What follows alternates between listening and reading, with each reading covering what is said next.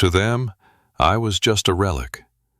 That's what they called me, if not with words, then with their eyes. Every time I entered a meeting, I could feel the question hanging in the air. Why is he still here? The young executives, with their perfect suits and startup lingo, never looked twice, unless they needed a signature or someone to blame. My name is Harold Simmons. I'm 61 years old, and I've spent over 35 years working in finance. For the last 12, I sat quietly in a glass-walled office on the 18th floor of a tech firm that went from a garage idea to a 9-figure valuation. I wasn't the face of the brand. I wasn't the genius in the TED Talks. I was the backbone, the guy who made sure the lights stayed on. I helped build it, not with code or vision, but with structure, with order. I made sure every penny was tracked, every loophole closed, every audit passed. That's what I do. I see patterns. I spot anomalies. I watch. But over the past 2 years, something began to shift. The new CFO, Marcus Wynn, came in with designer suits, private club memberships, and an ego that could fill the building. He was young, charming, and very good at smiling through deception. He didn't understand the system, but he knew how to sell it. Finance isn't about numbers anymore, he told the board once. It's about vision. I sat in the back of that room and nearly laughed. Numbers don't lie. People do. Then came the slow erasure. Reports that used to flow through my hands were rerouted. Monthly audits were automated. Vendors I had vetted for years were replaced by names I had never seen, some based out of post office boxes. Payments started appearing without proper documentation. When I questioned Marcus, he waved me off. We're scaling too fast to run things the old-fashioned way. I didn't argue, I just watched. And when they moved my office to a converted storage room next to the copy machines, I said nothing. They thought they were demoting me, but what they really did was make me invisible, and invisibility is a gift when you're watching people dig their own graves. You see, Marcus and his little inner circle forgot something critical. I didn't just work with the accounting system, I built it.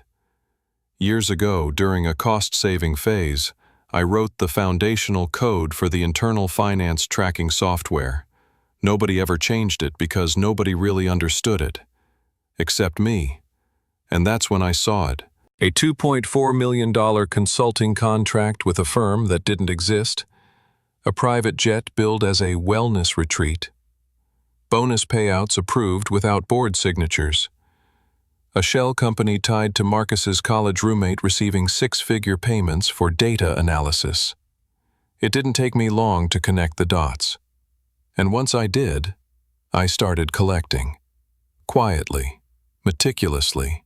Backups, logs, emails, hidden folders, document trails, internal messages. I printed some, encrypted others. I even bought a separate external drive and locked it in my safe at home. 4 weeks. That's how long it took me to compile everything. And the entire time, I smiled, nodded, and brought donuts to the office on Fridays. Then, on a rainy Tuesday morning, I left early, made 3 deliveries. To the IRS, to a shareholder committee member I trusted, and to a lawyer who once told me, "If you ever need to burn the place down, call me first." The next morning, I turned in my resignation. No drama, just a printed letter neatly folded. Marcus walked up, full of fake charm. "Finally taking that early retirement, huh?" I shook his hand. Something like that. What he didn't know was that I had already flipped the first domino. I wasn't leaving because I was tired. I was leaving because I knew exactly what was about to happen, and when the fall began, I planned to be sitting front row. The storm didn't explode, it crept in slowly, like a leak behind the walls. The first sign was an email, a flagged message from legal to Marcus, subject line, urgent, internal audit inquiry. I wasn't there to see his reaction, but I imagined the slow dread sinking in. Attached were the documents I had collected, financial reports with his signature, all tied to accounts that should never have existed. Within 24 hours, he called an emergency meeting with the board. Just a week before, he would have walked in like a king. But this time, there were no smiles, only silence and questions. He tried to deflect, of course, claimed there was a glitch, a legacy issue with the system, said he'd look into it personally. But the board wasn't buying it, not with the audit firm already involved. They brought in outside investigators, real ones, neutral, clinical, and thorough. And Marcus? He wasn't allowed anywhere near the process. For the first time since he got promoted, his charm had failed him. Then came the exodus. 3 of his closest allies submitted sudden resignations. One vanished to Europe without a word. Another showed up with a lawyer at his side. The third tried to delete his inbox before IT shut him out. It didn't matter. My backups were stored on hardware they couldn't even access, and me? I stayed quiet. Invisible, like they made me. It was almost poetic. They thought I had retired to some quiet corner of Florida. I was still here, watching the house I built shake at its foundations. A week later, the board placed Marcus on administrative leave. The firm's preliminary report cited concerning discrepancies in at least 17 accounts. That was the polite way of saying, he's dirty. Then the SEC knocked, not literally, but with formal inquiries and requests for full disclosures. Suddenly, the office that once buzzed with IPO talk was filled with whispers and locked doors. That's when I got the call. Harold, the voice said. It was one of the senior board members, the only one who'd ever treated me with respect. We need your help. There's too much we don't understand. I paused. Let him sit in the silence. I told you once, I said calmly. If you ever need to burn the place down, call me first. And now that the match had been struck, I was ready to show them exactly where the gasoline had been poured. The fall didn't happen overnight. It was slow, brutal, and utterly satisfying. The audit team dug deep. They brought in forensic accountants and tech specialists, and within 10 days, the office buzz turned into dread. The senior staff walked around pale-faced, some avoiding eye contact altogether. I heard from a former colleague that one of the project leads burst into tears when asked about an offshore payment she had no idea existed. Emails were reviewed, servers mirrored, phones examined. Every shady deal Marcus and his clique thought they'd buried was coming to light. The most damning piece? A recorded Zoom call, never deleted from the cloud, where Marcus openly discussed creative accounting with his inner circle. By the time the board reconvened for a closed-door meeting, they already had enough evidence to terminate Marcus for cause. No golden parachute, no severance, just a curt escort out of the building by security. I didn't see it, but I did get a photo. Someone snapped it from the parking lot. He looked small, like a man who realized the world had shifted under his feet. But that was just the beginning. News of the scandal leaked to the press. Tech CFO under investigation for fraud made headlines. Share prices plummeted. Investors panicked. The firm's reputation, once pristine, was now tied to lies and greed.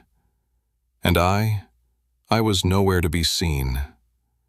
I stayed in the background, quiet, strategic.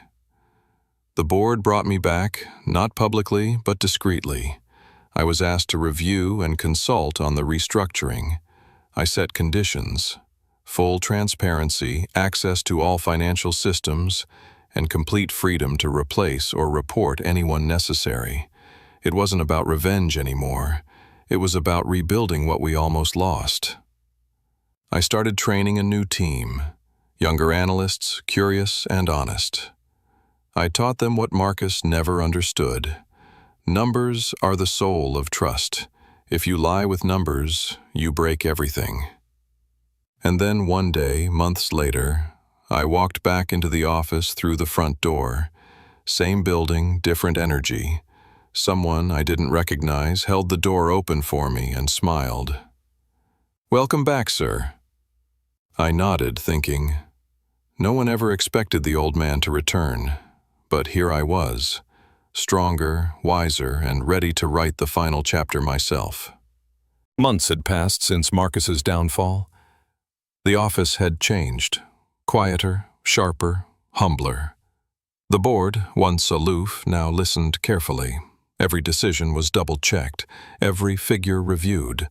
It was like the company had woken from a long, arrogant sleep. I didn't return to my old office. Instead, I worked from a small room 2 floors down. No glass walls, no title on the door. Just numbers, code, and quiet.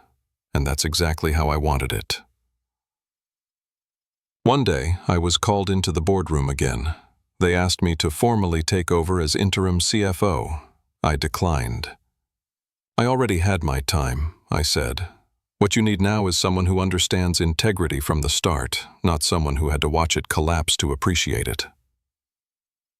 Instead, I recommended a junior analyst, Renee Carter. Sharp mind, honest, curious. She reminded me of myself 30 years ago, before the boardrooms and betrayals. They followed my advice, for once. As I left the room, one of the board members stopped me. "Why didn't you take the glory, Harold?" I looked at him and smiled. "Because I already had the victory." That night, I opened the last backup folder on my home drive. I read through every file one more time, not out of paranoia, but closure. Then I deleted them, all of them. There was no need to keep the fire burning. The ashes had spoken. And in those ashes, I had found something unexpected: peace.